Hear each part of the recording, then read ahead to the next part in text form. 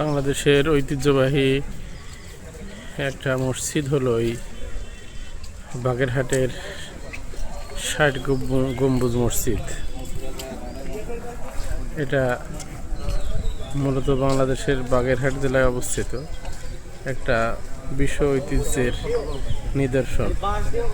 আলহামদুলিল্লাহ, এখানে আজকে 25/4/2025 ইংরেজি তারিখের আসরের নামাজ আদায় করার সৌভাগ্য হলো। আলহামদুলিল্লাহ, অসংখ্য দর্শনার্থী এখানে এসছে এই ঐতিহ্যবাহী মসজিদকে দর্শন করার জন্য। আর এই মসজিদের সাথেই সেই ঐতিহ্যবাহী খানজাহান আলীর দিঘি, দর্শনার্থীরা সেখানে ভিড় করছে।